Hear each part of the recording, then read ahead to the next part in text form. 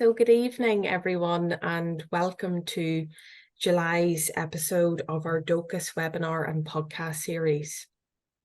My name is Una, and I am the Project Officer at the Irish Support Agency, and I'm also on the Mental Health and Wellbeing Working Group. Before we get started, I would like to acknowledge that I am hosting this webinar from the lands of the Camaragal people. I also acknowledge the traditional custodians on the various lands on which you're all watching. We pay our respects to elders past, present and emerging, and acknowledge that this is also NIDOC Week that we are celebrating. So Dóchas is back after a 6-month break, and it will be brought to you on the first Monday of each month, with each session exploring a different aspect of health and wellbeing. All of our previous episodes can be found on the ISA's YouTube and Spotify channel. If you have any questions throughout the conversation, please feel free to pop them into the chat box, but we will also have some time for questions at the end. So tonight, you're very welcome to Settled, the Irish Immigrant's Journey to Settlement in Australia, where we will be chatting with a number of people who have chosen to call Australia home. Some have lived here longer than others, and some have found the decision easier to make than others. But for their own personal reasons, they chose to immigrate to Australia and permanently settle here. As an expat, we are often faced with the unbearable decision as to where to spend the rest of our lives. For some, the pull of the heartstrings to Ireland calls them back home. For others, that pull is not enough.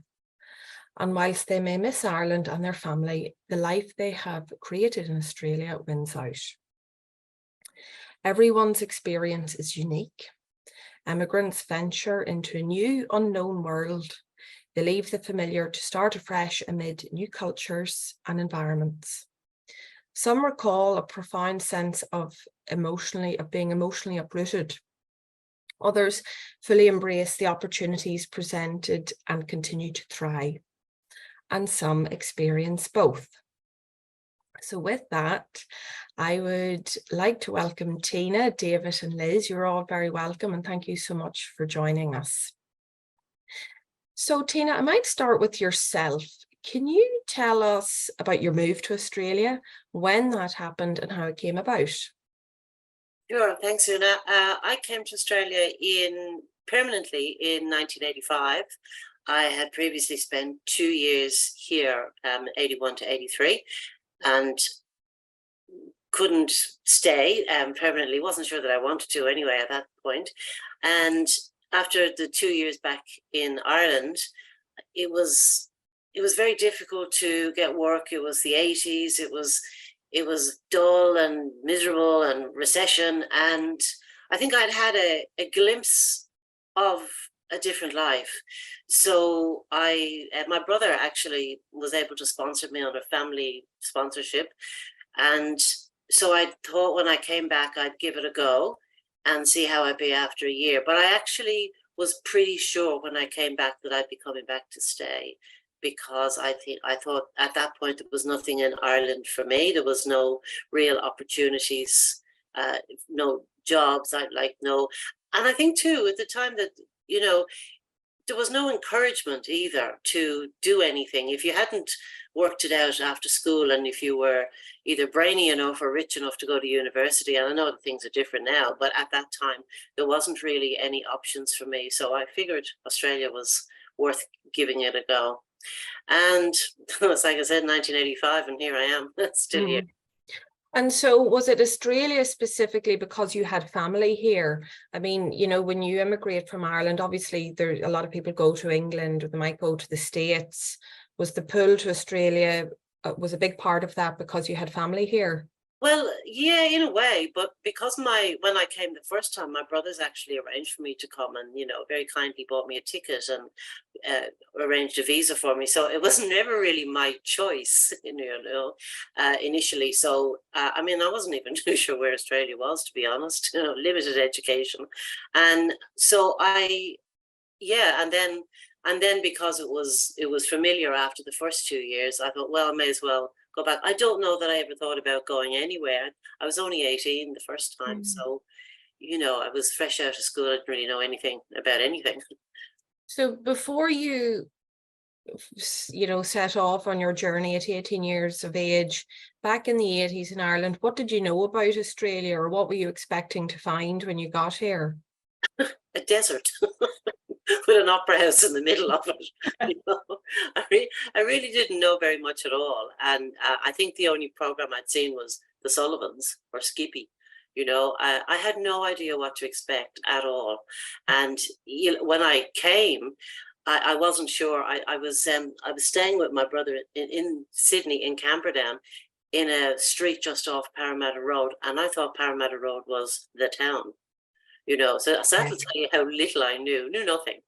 But after a while, it took a while to. And I can't say in those first 2 years I found it easy. It really wasn't easy at all. My brothers were both quite a bit older than me, and I didn't meet anyone of my own age, or I found life extremely different. Well, I mean, to travel away from home at that age and go anywhere is, it takes quite a lot of bravery to go all the way to Australia at such a young age. That took a lot, Tina. So fair play to you. Like I said, it was all kind of arranged for me. But I think the second time, it was more of a thought of, I've been back. I was having a great time, mind you, living it up, and then it just seemed to me there was something like that I had the opportunity to come back, and maybe I could make something of it. And give it that 12 months. And 12 months later, I think I was in Fiji or somewhere like that, thinking, this is all right. So, and, over the years, like, Australia has been very good to me. I've had more opportunities and experiences than I think I would have had I stayed in Ireland. Okay, thanks, Tina. David, how did your journey to Australia begin? Thanks, Una. My journey to Australia, so I was born in the 80s. I thought I would always live in Ireland, and I loved my being from Tyrone. I thought I'd always live in that suburb or that county. I would say it was 2005. I went to the Netherlands and did Erasmus and realized that there was a world outside of Tyrone, which I didn't think existed. And it gave me a thirst for travel. I went to Africa the next year. And then me and a friend, James McCabe, in 2007, were planning to travel to Australia, the furthest place away we could think of. But this was during the boom in Ireland as well. GFC hadn't hit at the minute, and everybody thought we were crazy leaving Ireland. We ended up leaving in January 2007. But Jamesy and I wanted to go to Melbourne first and spend a year traveling up the coast, because I have a cousin that lives in Melbourne, and Jamesy wanted to come to Sydney. So we literally tossed a coin when we were booking our travel, or planning to book our travel, and Jamesy won the coin toss. So we landed in Sydney via Thailand. So we spent our first 2 weeks in Thailand. I arrived in Sydney in a backpackers in Bondi, and I got an ambulance called for me, and I spent my first 5 days in Sydney in St. Vincent's Hospital because I picked up a bug in Thailand.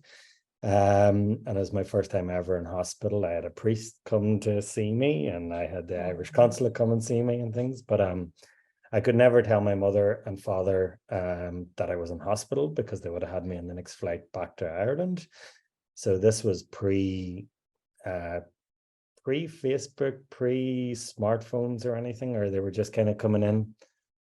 So Jamesy went and bought me a Nokia phone at the time, and he would come in the hospital every day and tell me how beautiful the Opera House was. And I would be on the phone to mum and dad going, God, you want to see the Opera House? It's beautiful, So my first 5 days in St. Vincent's Hospital, but I got cleared and I was okay. And Jamesy, the friend I was telling you about, he was an electrician, but 2008, they were a lot tighter in Sydney around regulations and paperwork for electricians. So he went up to the Central Coast to find a job, and I settled in a job in Sydney. I fell into recruitment in Sydney because my hands were too soft. They wouldn't let me on a building site, I think. And Anyway, I was speaking to Jamesy about a month after he had arrived. He was up on Central Coast. He was having a ball. This was early March. He said, I'm coming down into Sydney next week and we'll celebrate St. Patrick's together. And I said, that's brilliant. And then my mother called me 2 days later from Oma in Tyrone asking how Jamesy was going. I said, he's doing great. He's coming down tomorrow or the day after. We're going to celebrate Paddy's together. To which Mum said, he's sitting in the front living room watching Coronation Street having a cup of tea. Oh my God. So he woke up the next morning and he got homesick and he headed to the airport and headed home. And even though Jamesy was the more reliable one out of the two of us, so he was entrusted with the paper tickets because there were no digital tickets back then. So not only was he at home drinking a cup of his mum's tea watching Coronation Street, but he had my return ticket. Oh my God. So I say the reason I'm still in Australia is because Jamesy is sitting back in Oma with my return ticket. So nearly 16 years later, I'm still here. But if I would have lost that coin toss at the start of that story, God knows what had happened. We would have started in Melbourne and the tables could have been turned dramatically. Oh my goodness. Talk about a baptism of fire. Yeah, so whoever come up with the adage is it's important how you land is absolutely not true, because I had a fairly rocky first 2 months, I would say, but still. Why do you think he didn't tell you he was going home? He was afraid I would talk him out of it, I think, so I've talked to him quite a bit since, and the reasons for him going home were absolutely true. The reasons. He had a girlfriend who's now his wife with 3 kids back in Armagh. He's living now, and he had never lived away from home. So the pull on the heartstrings was too great for Jamesy, and he had it whilst I am now married with 3 kids over here. So brilliant, good stuff. Thank you, David. And Liz, welcome. Thank you.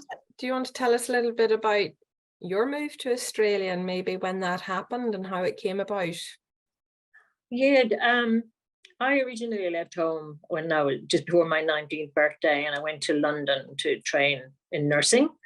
In those days, it was very, very difficult to get into a training hospital in Ireland. There was one I would have got into if I could pay, but needless to say, my parents couldn't afford that. So I went to London, and then after that, myself and Tony, my husband, we had met at school, and then we had sort of gone our separate ways for a while and then got back together. Tony wanted to go to South Africa, which wasn't in a great political situation at the time. So we decided anyway on Australia. So Tony came March 75, I came July 75, and we got married in December. Wow. Like we were 23, bit naive, I suppose. Just wanted a bit of adventure. We came on the old immigration scheme, so that we paid £45, and if you came and stayed for 2 years, you got automatic permanent residency, which was a huge bonus. So our plan was to be here for 2 years, save money, go back, build a house in Ireland, and then both of us would work out of Dublin. Yeah, and I mean, Liz, at the time when you left home initially to go to the UK, did you find, were a lot of people leaving Ireland at that time for other opportunities? Yeah, it was myself and my friend from school, we went together. But when we got there, I'd say at least 75% of the staff were Irish. And it was, it was tough enough going at times because it was the height of the Troubles. Right. And, we were lucky, we didn't get too much of a backlash from it. But a couple of times, a patient would be a bit rude about the whole thing. But all in all, it was fine. And Tony wanted to get away from building sites in the winter. Yes. And, there just seemed to be a lot of opportunities here. And I was like the third in line of 13 children. So I just wanted to get away. So do you feel like, so neither one of you was pulling the other towards, emigration? You both had that shared desire Yeah, to move overseas. yeah. There was, when I was little, my father had cousins in Adelaide, and I remember, I think I remember seeing them twice. Yeah. But they would tell great stories about, going across the desert from Adelaide to Perth and all the sheep stations and all this sort of stuff. And yeah, so the seed was there from a very early age for me. I wanted to see Australia. Yeah, mind you, we, landed in Randwick and Bondi Junction, so we weren't anywhere near a sheep station or a desert. Thank God. Yeah, exactly. Yeah. Okay, that's great, Liz. Thank you so much. So I suppose I'll open it up to all of you now. For those of you who left family behind in Ireland, how did they react to your initial move? Were they supportive? Did anyone, show signs of concern, or did anyone not want you to go, or did you feel like you were leaving anyone behind? I think there's three of us here in Australia, and I most of our family were sort of wanderers, I guess. And I think, looking back now, that my parents, they were really supportive of the idea, but I don't think they thought I would stay. And I was the youngest, and again, being so very young and spending the first couple of years here. And then when I went back and we talked about, whether I would come back again, and then when I got residency to be able to come back, and I was still 22 at the time, they were supportive. But I think as the years went on and they got older, it was difficult. But they did say on occasion, would you come back? And I never felt that I would. There's slight moments here and there. I think when what David was saying about, and the whole, everything was looking great and the global thing was all good, there was a small thing of maybe I could, but really not. But they were good friends. Friends were obviously, saying, oh, we'd love to, why don't you come back and stay? But that's, I think, just an emotional thing. It's just it's a normal thing. But overall, in my case, the family, they were supportive, sometimes sad but supportive. That's great to hear. I would kind of echo that. I small family back home, small immediate family back home, big extended family, but it's only mum, dad, and a sister. And I look back, and especially now that I have kids, mum and dad wished me all the best in going. I think they thought I would go for a year, but they soon realized that it was going to be longer than a year, I think, so it was really selfless of them. I think selfishly they would want me at home. Yeah. But absolutely selfless that they could see that there was an itch for me to travel and explore the world. So they gave me their blessings, and off they went. In January 2008. The first time I went back home was in March 2009, so just over a year later. And then I had a great time with my family, but then the first real challenge that hit me came in August of 2009. So my father, who had been ill for quite a time, but was fairly stable, reasonably suddenly passed away. So I didn't make it home before he passed. And I packed up my bags then. I said goodbye to my girlfriend, who's now my wife. I said goodbye. I handed in my resignation to my manager, who's now my business partner, and said goodbye to my best friend. They left me to the airport. So I went home in 2009. That's it, only son, go back and look after mother, go back and look after my sister. But as soon as I got home, they were putting me back on a plane to go back to Australia, to be honest, so that I thought they really wanted me home, but it didn't do much for my ego to think that they wanted me gone as soon as I got home. But I spent the 6 weeks back in Ireland after my father passed, and they convinced me that there was still a life in Australia that I hadn't fully explored yet. And I wouldn't say I was reasonably reluctantly put back on a plane, if I have to be honest, if I was given the option. But I had uncles and cousins and mum especially saying, look, you haven't ran that journey yet, go back, you know. And I came back here in 2009 and hooked up again with a girlfriend that's now a wife, and took the job back with the guy that's now my business partner. And the first 9 months after that, first 6 months, 9 months were quite difficult, I think. But then I got over that hurdle, and it was at that point that Australia became home for me, I think, you know. So it was, and it was that point that family realized that I now have two homes, I think, Australia and Ireland. So. Well, I think that's one of the biggest fears that expats have, is that something will happen and you're not there. So at the time, do you remember like how you felt about not being there? Was, you know, what was that feeling?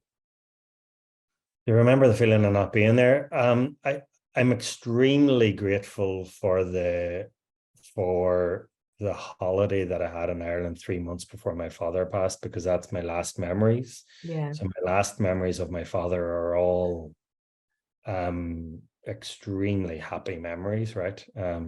Obviously I held a bit of resentment for not being there right at the end of my father's journey. But I think it's the unfortunate contract that you sign up for when you live so far away from home, that you're going to miss some vital moments of family life back home, births, deaths, marriages, unfortunately. And I've had a lot of friends have had to go through the same, and it's just it can be the most difficult thing you have to go through, but arguably the most normal thing you have to go through. We should all have to go through it twice if we're lucky, you know, and being further away from home just makes it more difficult. But that's where I think I was blessed to have a community over here of friends that are almost like family. I think a friend, when you're so far away from home, becomes your brother, your father, your mother, your sister, your aunts, your uncles. So support and surround yourself by that tight community and support network makes it a little bit easier to get over the resentment that you might hold against yourself. That's very well put. Thank you so much, David, for sharing that experience with us. Liz, you obviously grew up in a very large family, and so maybe were they very happy to see you heading off? Well, my father was. It was one less wedding, I suppose, he had to pay for. But yeah, my mother was devastated, and she was, you know, counting down the days for the 2 years to be up until we'd go home again. And then fairly close to the end of the 2 years, we said we were thinking of buying a house. And yeah, she was brokenhearted that, you know, that was it, that she'd probably never see us again.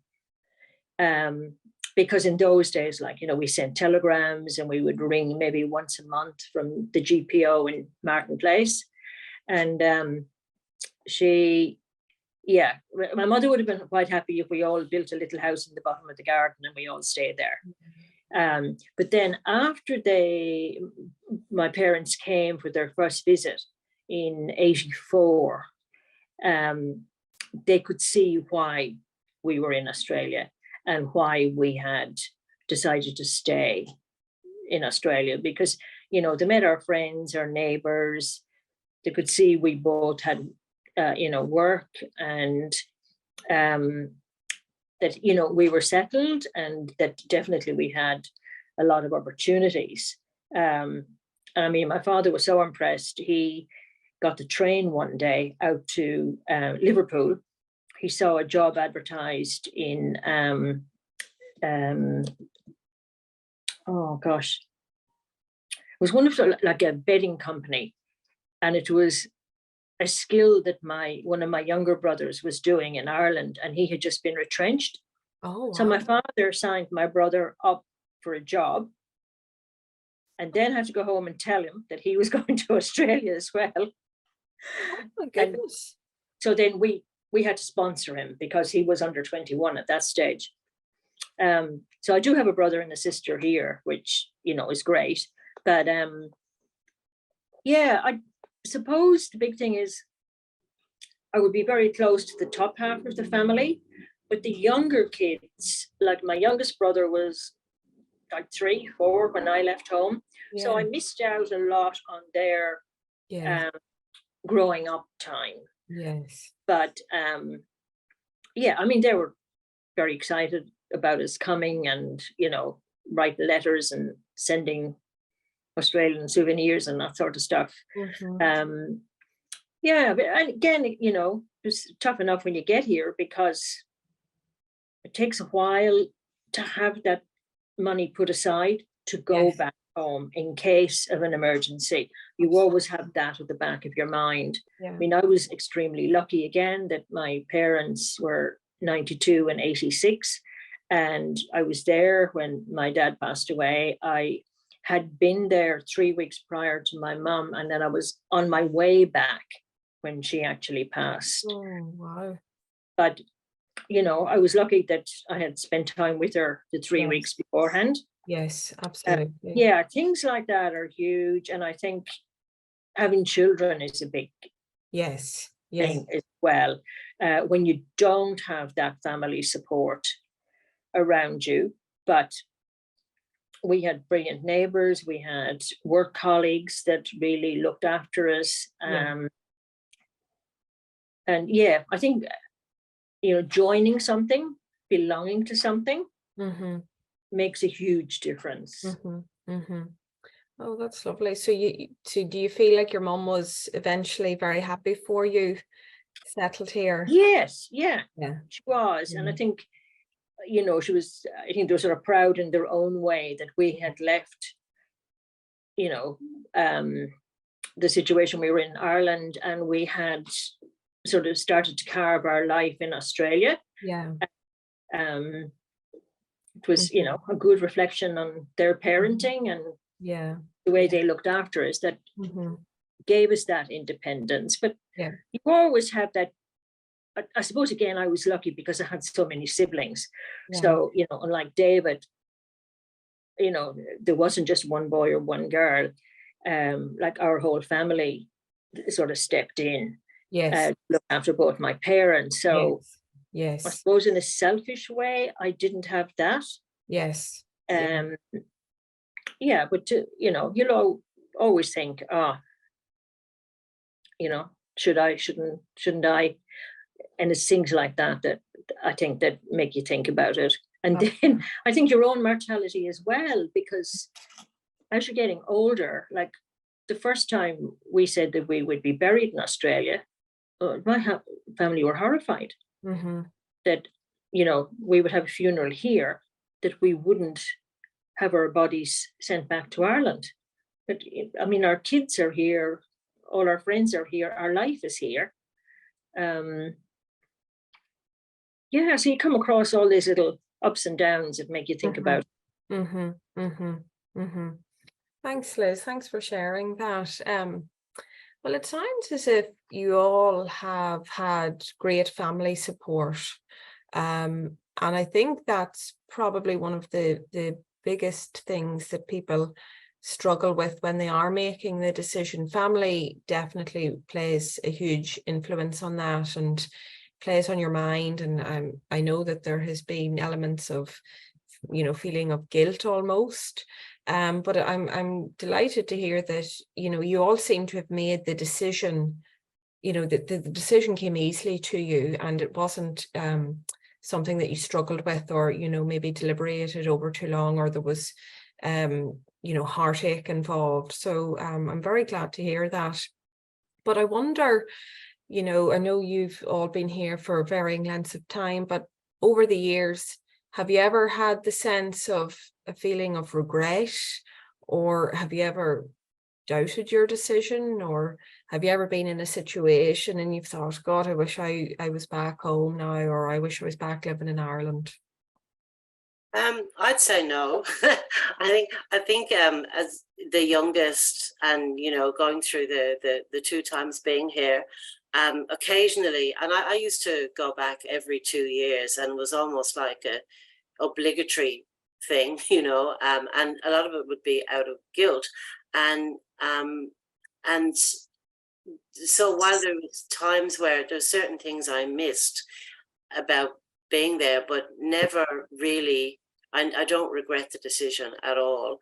I think maybe because I was so young when I came, so impressionable, I virtually grew up here, I suppose. Yeah.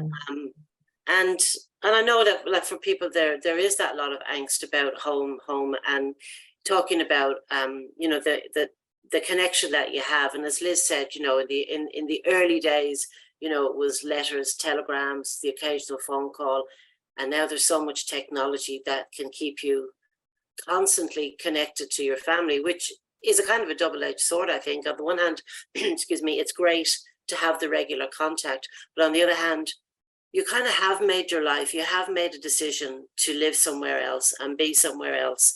And I think it's finding a peace within yourself. And I know for a lot of people, they struggle with the will I, won't I, emotional versus practical or financial decisions. I remember thinking at one stage, if I did go back, I'd have to live at home with my parents, and that wouldn't do at all. Yeah. You know, that it just wasn't as easy to live and share accommodation as it was here. And I suppose from a reasonably selfish point of view, I thought, you know, I couldn't be able to do my own thing, whatever it may be. You know, there's like the neighbors don't know here what I get up to, you know, whereas they would there. But I think also Australia's not for everyone. You know, there's a certain lifestyle here which is great. There's a connection to other people, but it isn't for everyone. And I think sometimes people maybe struggle with, I should be happier, or I should be doing this, or I should be doing that. And it takes, I think, maybe sometimes years to get to a certain point in your life where you're completely comfortable with yourself and your decisions. Yes. That would be not just in terms of being an expat or living in a different country, but in everything that you do. To be, and also, you know, I mean, I remember going back one time when I was 26, and the next door neighbor says, you know, there you are now, you're back again from Australia. Are you married? And I said, no. Actually, you won't bother now, will you? I was 26. So completely written off. You know? I just thought, right, and that's why I don't live here. But no, I have no regrets, and I love to go back, and I enjoy it, and I enjoy all the best of it, but no regrets at all. Well, I think that's a really good point that you've just made, that no matter, you know, whether you're an expat or not, you know, you will go through life with these kind of internal debates with yourself about decisions, and it doesn't necessarily have to be about where you live. So I think that's a really good point. Thank you, Tina. Yeah, so I never regretted it. The only time I suppose we thought seriously about going back was before the kids started school. But we're going to go, we need to go now. But then again, you know, we had made friends in playgroup, preschool, you know, babysitting clubs. So yeah, we were very, very fortunate. But I suppose, you know, no matter where you live, you'll always sort of think, yeah, should I or shouldn't I have? And then, like, now we're looking at it from the opposite side, because our eldest son left here nearly 20 years ago, went traveling, married a girl in Dublin. So, you know, like, he's there now, and our grandchild is there. And now we're sort of saying, oh, you know, like, we went in November and we're going again in August because she's starting school. You know, we want to go as often as we can while we're physically fit and capable of going. And he's just drawn to it, whereas the other three love going on holidays. They love it, but never, ever, ever would consider for 1 minute about staying there. Yeah. Whereas he just went back and fitted in, and he loves it. Yeah. But it's, you know, it is a big decision to come, and I think, you know, it's a bigger decision and takes a lot of courage to say, I'm going to stay, and make that commitment here. And you know, it's difficult for your parents to come to terms with it sometimes, but you know, like, I've got nieces and nephews here now, and sort of, you know, some of my siblings come on a fairly regular visit to visit them. So yeah, like, we're in contact a lot, which is great. and like we live very close to the airport, so anybody who, you know, comes from Offaly and ends up here. It's yeah, but yeah, yeah, never any regrets. We've been extremely, you know, we've had ups and downs, but overall we have been very lucky, and I couldn't picture myself now living in Ireland. Yeah. And David, I know that you're the father of 3 small children. Was there any part of you that thought, God, I'd love them to experience growing up in Ireland? No. Sorry, there's a small part of me, of course. I have a 5-year-old, a 3-year-old, and a 9-month. We were back home at Christmas, actually. My mother hadn't met my 3-year-old or my newborn. She was 2 actually when we went home at Christmas because COVID had happened. Oh my goodness. And of course, so their mum's only grandkids as well, right? So my sister doesn't have any kids, so mum hadn't met 2 of her grandkids. But I remember early on, way before I had kids, one of my main reasons for living in Australia or wanting to live in Australia is I think there's no better place in the world to bring up kids. I love the outdoor lifestyle. I love an active lifestyle. And of course you can have that in Ireland, but the weather plays a part over here, I think. So I'd always pictured my kids growing up in Australia. If I could have my mother closer, that would be absolutely brilliant, you know. The last 8 years, I've been fortunate enough that I've been working and headed up Enterprise Ireland here. So that journey was 4 or 5 times a year going back to Ireland. So I've aunts and uncles that live up in Tyrone, and their nieces live in Dublin and Wexford, and they probably saw their nieces and nephews less than mum was seeing me. I was going back every 3 months or 4 months. So I was going back frequent, so it was very hard to get homesick because the next flight was only around the corner, right? But of course, the pivotal moment for me was I got engaged in, if my wife's over here, I'm probably going to get the date wrong here. I got engaged in 2014 in Paris, and then we were back in Ireland. So when you're just recently engaged, you're thinking about the future and planning life and all of this, right? So this was July or August time. So picture this, right? It was Mullickmore Beach in County Sligo there, Sligo-Donegal border. I have Cynthia, who's Australian, Argentinian parents. But we're on a beach in Mullickmore. And I'm thinking, right, this is the perfect setting. We've had a brilliant day. Perfect time to ask the question, would you ever think about maybe living here in the future, you know? I got a straight no chance, right? And I've got a picture of that moment. It's in the other room. I've got a picture. Everybody in Mullickmore is in shorts or swimwear.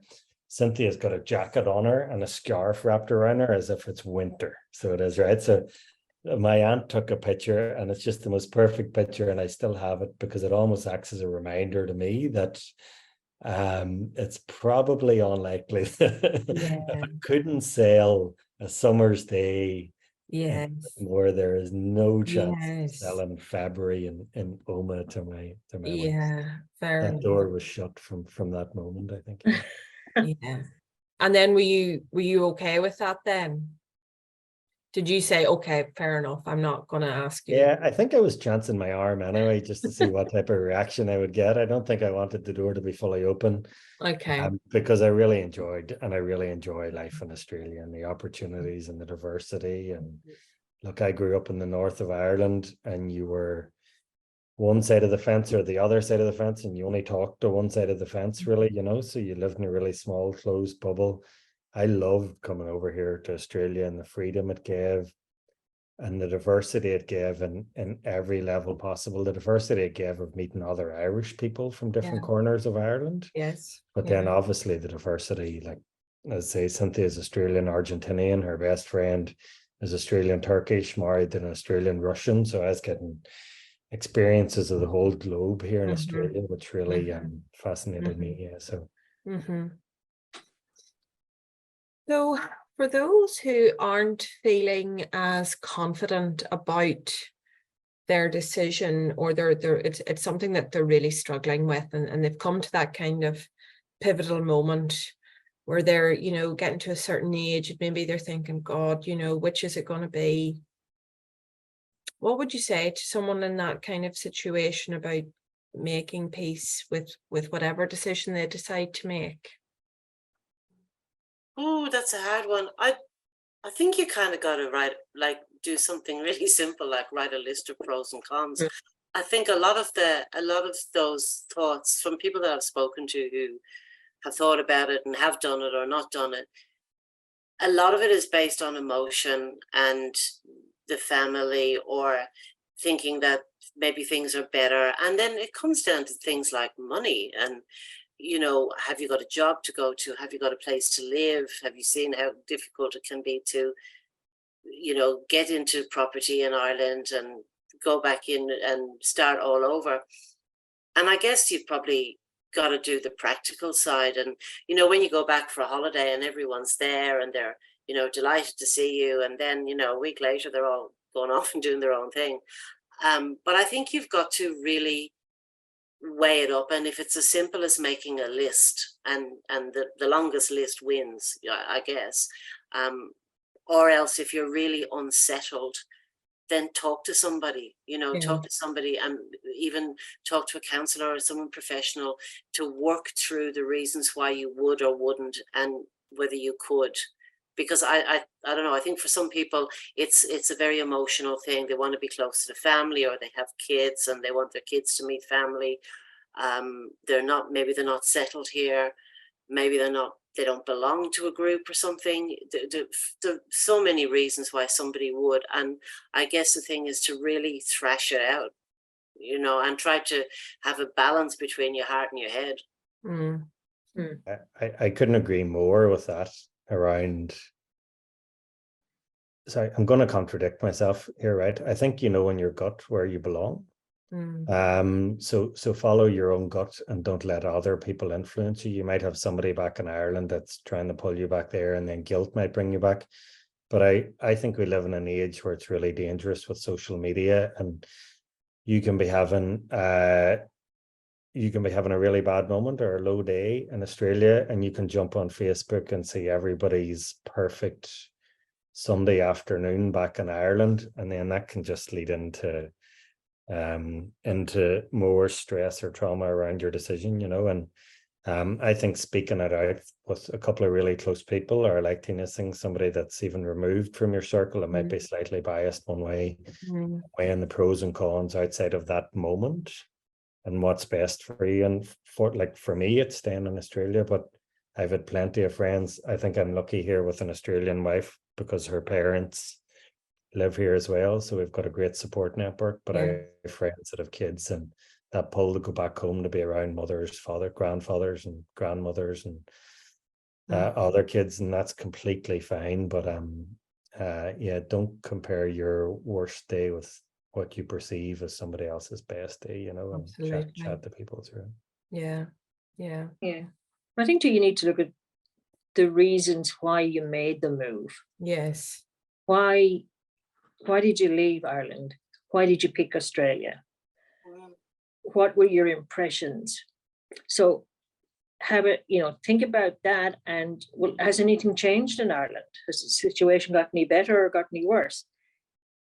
And has the situation changed in Australia? Has it lived up to your expectation, or are you just disappointed that it wasn't what you expected? And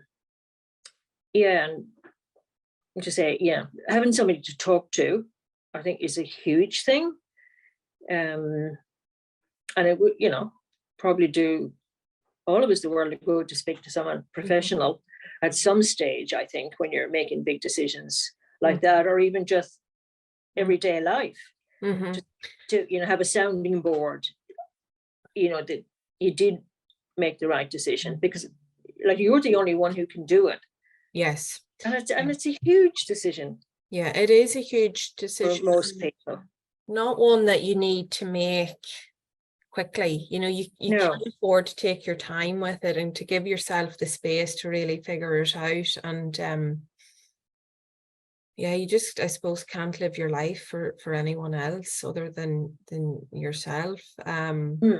And you don't want to have regrets, you know, 20, No. 30 years down the track and say, oh, you know, I should have whatever. And also, you know, no decision has to be permanent. So even if you decide now that, you know, you're going to choose Australia to be your home, that doesn't always need to necessarily be the case. You can always go back, you can always come back. I myself went back to Ireland for a couple of years and then was able to return to Australia. So nothing is permanent. And even though it is a big decision, you can always change your mind. And remember that. I think that's really important too, because I think we see a lot of finality in whatever road we decide to go down. So yeah, I think that's important to remember too. Give it a bit more time than my mate Jamesy. Yeah. Just woke up one day, right? But I think they call it homesickness for a reason, right? Like you can't really control a sickness when it enters you, right? Yeah. But you know it's not permanent, you know it's going to leave you. So Yes. for me, homesickness certainly hit me at certain points, and I almost had a method that I stuck to. I always went to a place that made me happy in Australia, which happened to be the bay in Balmain. I would always go and walk or run around the bay in Balmain, and I would always speak to a friend. And to Liz's point, I would always try to remember my why I'm in Australia. So it was always those three things: to go to my happy place, speak to a friend, and remember my why. And the homesickness doesn't come as often anymore, maybe on Christmas Eve or anniversaries or birthdays, the odd time, but I still stick to those three things.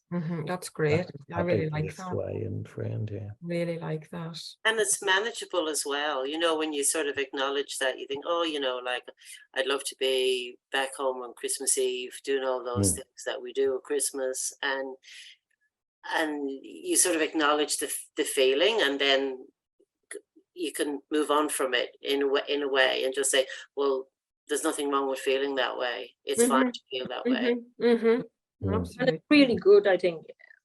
Like, it's a positive thing as well that you do have those lovely memories and traditions, and that, you know, it was a happy place for you. Yes, absolutely. Because I mean, Christmas is very different in Australia. Yes. But yeah, then after Boxing Day, it's cold and wet again. But the longer you're away, the longer you're away, the more romantic those memories are in your head. I think, like, I was home. I used to always pine on Christmas Eve, and I was homeless Christmas Eve, and it wasn't a memory that was in my head. Like, you know, it was still brilliant, but I couldn't feel my feet. Like, you know, that goes. So it was a brilliant day, Christmas Eve back home, but it didn't match up with the memory that I had. Yeah. Well, listen, you all are a great example of people who've created a wonderful life here. And I think it's sending a message of hope and optimism to people who are in that stage of figuring out what they're going to do.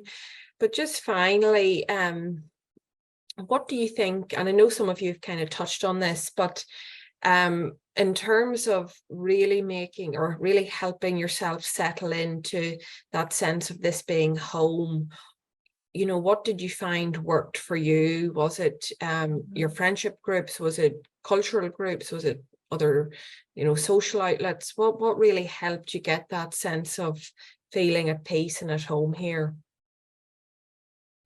Yeah, I think well, for us, I suppose we were lucky because Tony worked out at Prince Henry Hospital in La Perouse when we arrived first. And the people out there really, you know, took him under their wing, and we were invited to everything that was going on.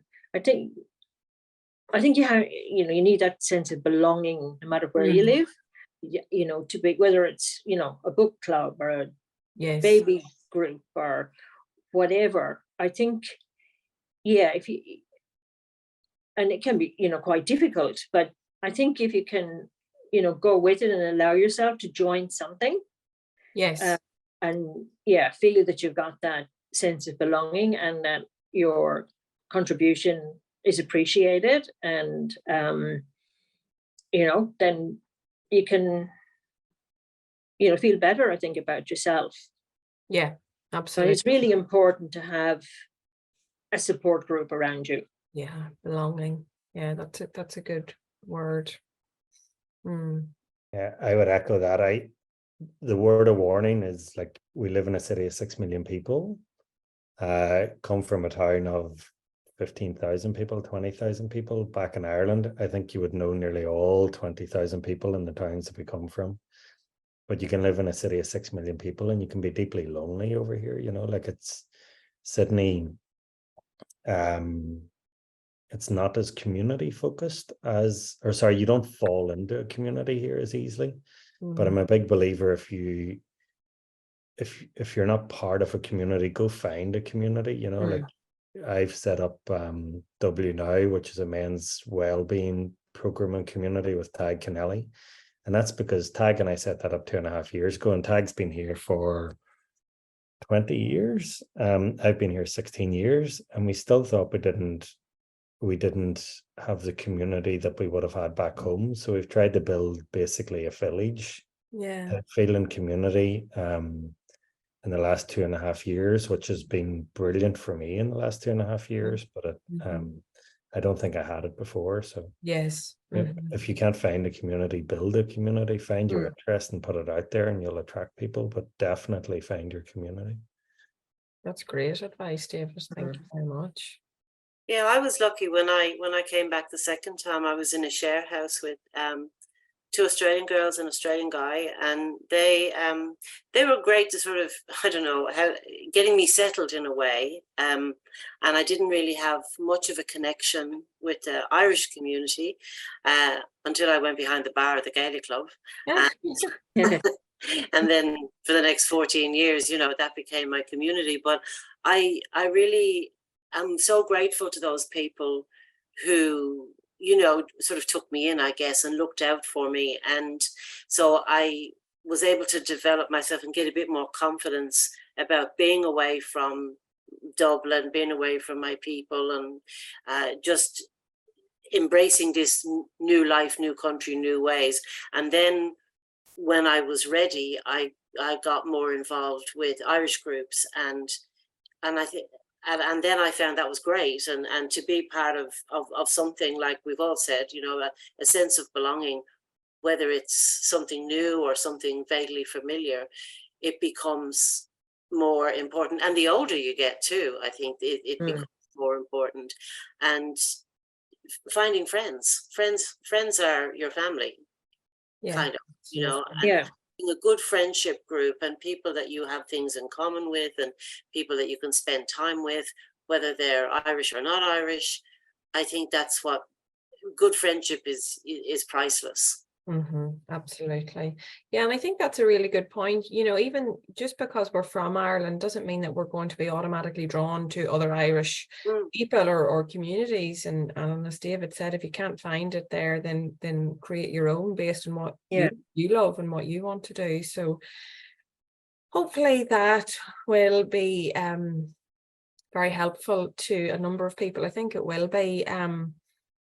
So thank you all so much for sharing your story, your experience, your thoughts, your advice. I would like to put it out to see if anyone has any questions that they'd like to ask to any of the contributors tonight. Please feel free, you can pop it into the chat, or feel free to put yourself, take yourself off mute and just shout out. As the questions coming in there, I'll give an aside. Somebody said to me when I first came to Australia, the best way to integrate into Australia is say yes to everything. I ended up doing, I was a Gaelic footballer from back home, right? You're a normal lad. I ended up doing salsa dancing when I came over here and meeting people. I met Cynthia at a Mardi Gras party, which I probably would have said no to in 2008. The Ireland we were back then was different than now, but I was saying yes to everything, and it was the best advice I ever gave, because you can come over here quite blinkered, but I definitely developed a better concept of Australia by throwing myself into Aussie culture and how diverse it is, rather than just going to the tea gardens on weekends or whatever might have been the trait back then. So say yes to everything. you obviously came over in the right frame of mind, David. So good for you. That's a good way of looking at it. I just noticed there that Christine has also popped in a couple of, just if anyone is struggling with you know, the decision, or they are looking to speak to someone on a more professional basis, there are a couple of support services available specifically for Irish expats. So you've got Helplink, they're based in County Galway, and they offer sort of support for telehealth and sort of online health for expats. So was there any questions from anyone there?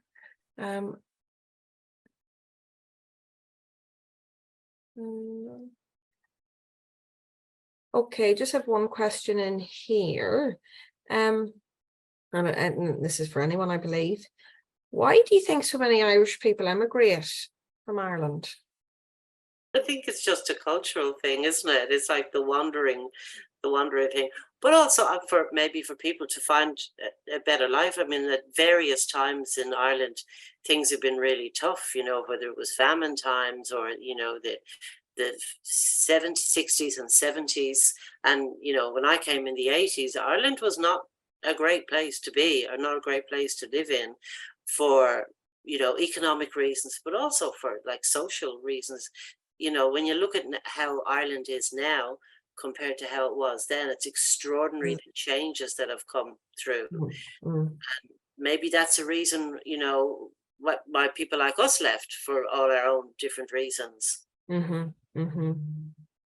I think it's circular. I'd echo that Ireland's had its ups and downs, but we've a history of emigration for sure. I think what also feeds that is it doesn't matter what country you go to in the world, we've been welcomed with open arms. So it kind of just keeps feeding it. You know, you hear the good stories from overseas about the Irish and how well we're received elsewhere by diaspora and by the people of the country we're going to, and it just keeps feeding the loop, you know. So you hear the stat about 70 million passports globally and only 6 million on the island. So long may it continue. I think we're good at looking after each other as well. Yes. Whether that's a cultural thing or what, but I must say 99.9% people, Irish people that we've met, and we've got like a group like the League of Nations, you know, a bit like David. But I think, yeah, we're compassionate, and we are willing to, you know, give what we can and support each other, you know, for them to make the next step. I don't know, I mean, sometimes maybe it might be nice to have like a mentoring program or something like that, or, you know, if somebody is struggling, that they could be well, I mean, look at how lucky we are to have an organization like the Irish Support Agency. I mean, how good is that? Like when you hear about people having accidents, or, you know, passing away suddenly, or whatever crisis they meet around the world. And, you know, I mean, I just said it recently, how lucky are the Irish to have the Irish Support Agency in Sydney. You know, like I know it's New South Wales and there's the organizations in Brisbane and Perth, but it just shows like how caring we are, and, you know, that we do want to give. Absolutely. That we try and make it as easy as we can for the next person coming behind. But yeah, I think, you know, the Irish community in Sydney is just brilliant. They really, really are. They're very good. Okay, and look. Sorry, could I say something? Yeah. Is that okay? It's Catherine here. I was wondering, I'm not a joiner. I don't like joining anything. But I do like being involved in things, if that makes sense. And I was wondering, the three of you have been here for so long, and you've all individually been involved in sort of individual groups. So like a silo, but not a silo mentality. Do you think there's anything sort of that could be brought out for new people, just maybe like what you just said there, Liz, about like a mentoring group? Would there be an opportunity for people from different walks of life and different groups in the Irish community to get together to be sort of like a resource for people to come and get life skills, or just how to integrate, or what to do if they wanted to integrate. I think, somewhere like the ISA or the GAA, I mean, they're a magnificent group of people, the GAA, and they're so supportive of each other. I guess it's just making that first step and finding the group that you do connect with, because, the GAA may not be for everybody. And then, they... Yes. I suppose where I was going with it, there isn't sort of one overarching body that promotes all of these groups together. Like the GAA will promote the GAA, the support agency promotes the support agency. I was just wondering, if there was a representative from each of them, so they could have a sort of like a bigger body. Yeah, I hear you, Catherine. And so as in the board of the Lansdowne Club, board of the Ireland Funds, and then obviously worked in the Irish government until recently. What I would say is Rosie Keane, the current all the consul generals have been brilliant, and I know you've known your fair share of them. But Rosie Keane that we have at the minute is amazing, I think, and she's Owen Finney before her, but I think Rosie's taken it into a different level of trying to be that body that pulls all the Irish groups together. She is monthly breakfasts at the minute where she pulls the Irish groups together, so they're all at least talking to each other and thinking off the same page. I do think that there's room for like an Irish shared calendar of events that's happening across New South Wales. So when somebody lands, I think as Liz was saying, there's so much diversity from the Irish accountants group to the Irish Mummies Network to WNOW's mostly Irish to the support agency to the Lansdowne Club to you name it, and there's probably a group that you would at least see an interest in, but getting visibility across what's happening for all those groups at any one time can be a little bit challenging. So Rosie's doing great work, and I think there's a little bit of work to be done. Sounds like what would be great would be some kind of welcome to Australia type thing. Where it's like whether I know there's a couple of groups that are doing resources about moving to Australia. But it sounds like if you had a group, some kind of group that would have an actual face-to-face thing where, if you've just arrived in Australia, and how you would do this, I have no idea. But if you just arrived and you wanted to either meet people or find information, that you'd go somewhere and that would be there. Maybe. That could be... Sorry, it's Paula here. We have long since talked about doing what we would call a Fulchesteach, potentially once a month, where we would make ourselves an Irish Support Agency available for entirely that circumstance. And having done just at the beginning of June there, kind of like a webinar going back to Ireland in terms of all the things that you need to do to integrate in terms of, but that was targeted at backpackers and young people. And I think the issue is that you've obviously got people coming over at a professional level, sponsorship, straight into permanent residency. And obviously we've got some people coming through that kind of special talent group as well.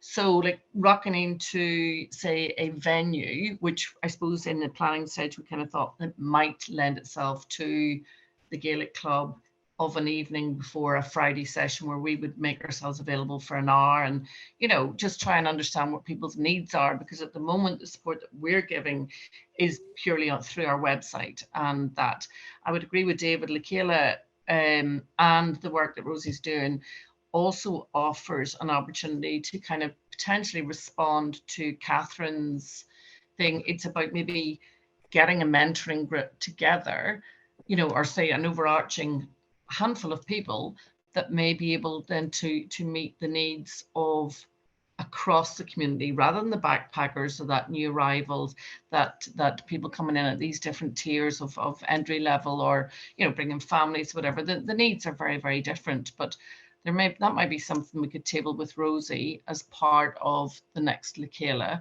to around say, would there be appetite across the groups to get a GA representative, an ISA representative, do you know what I mean? Somebody else across, say, WNI or whatever, to maybe embrace that recommendation and kind of fill that gap. Mm-hmm. That's great. Thanks, Catherine, for the question on that. And I hope that has answered it somewhat. And any further kind of developments on progressing that, we will certainly keep everyone as updated as we can. So look, I just wanted to say a final thank you to all of our contributors. Tina, David, Liz, you've all shared very openly and honestly. And I really do believe that, well, I know it's helped me somewhat, so I'm sure that it will help other people. So thank you all, and wish you all a lovely evening. Thank you. Great to take part. Thank you.